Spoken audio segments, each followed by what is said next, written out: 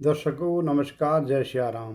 दर्शकों, पिछले वीडियो में हमने विवाह का वर्णन किया था, जिसमें विवाह संबंधी कुछ बातें शेष रह गई थी।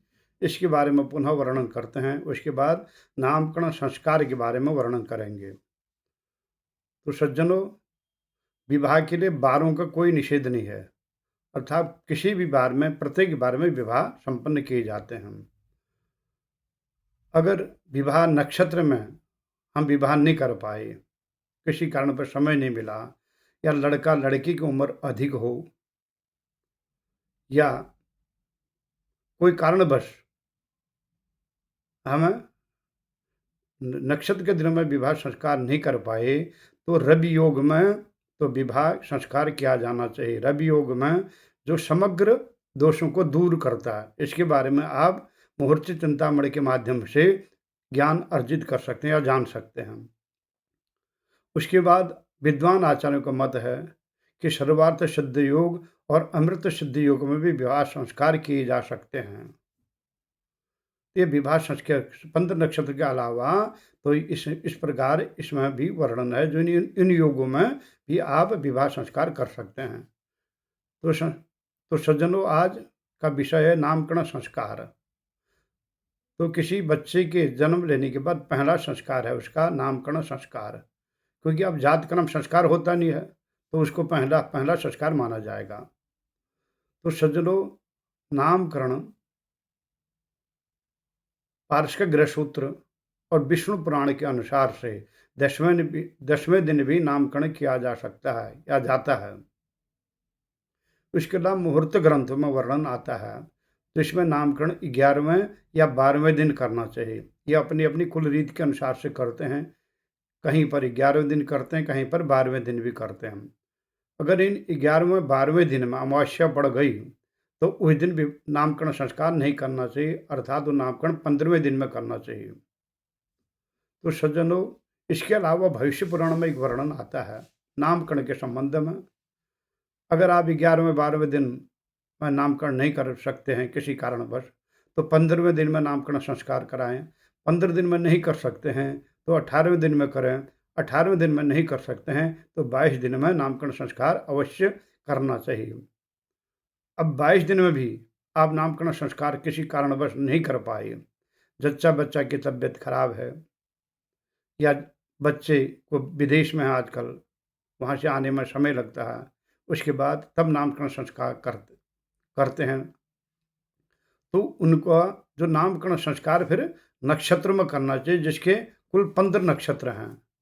इसके लिए तिथि और बार का भी उपयोग करना चाहिए। इन 15 नक्षत्र हो गए, उस बार में उस तिथि में भी वो नक्षत्र होना चाहिए।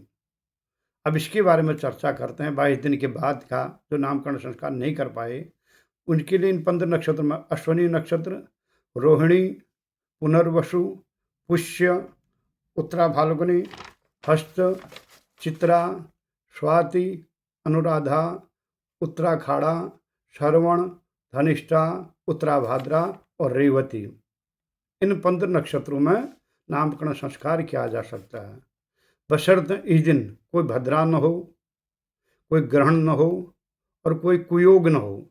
इस चीज़ का भी विशेष ध्यान रखना चाहिए।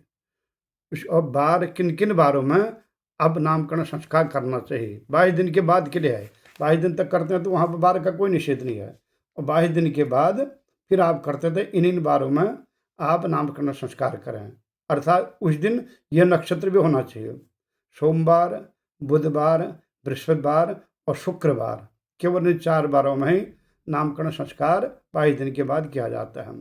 उसके बाद तिथि है 2, 1, 2, 3, 7, 10, 11, 13, अर्थात दोनों पक्षों की पड़ेवा, द्वितीया, तृतीया, सप्तमी, दशमी, एकादशी और त्रयोदशी। उसमें स्त्री लग्न में नामकरण संस्कार करना चाहिए, अर्थात वृषभ लगन हो, सिंह लगन हो, वृश्चिक लगन हो या कुंभ लगन हो, तो इन लग्न में भी नामकरण संस्कार करना चाहिए। और वैसे नामकरण के लिए सज्जनों, कोई 6 मास, कोई अधिक मास, कोई खर मास का विचार नहीं किया जाता है, अर्थात जब नामकरण के दिन होते हैं उसी दिन ये नामकरण संस्कार किया जाता है इसमें, अर्थात इन महीनों में भी नामकरण संस्कार किया जाता है और किया जाना चाहिए। यहाँ पर किसी प्रकार की कोई शंका नहीं करना चाहिए कि अधिक मास है, सही मास है या खर मास है, हम नामकरण नहीं करें। तो सज्जनों, नामकरण के संबंध में आप अच्छी ढंग से आप ज्ञात हो गए होंगे, शायद आपको अच्छी ढंग से समझ में भी आ गया होगा और अवगत होंगे। शायद आपको इस नामकरण के संबंध में किसी प्रकार की कोई शायद शंका नहीं होगी।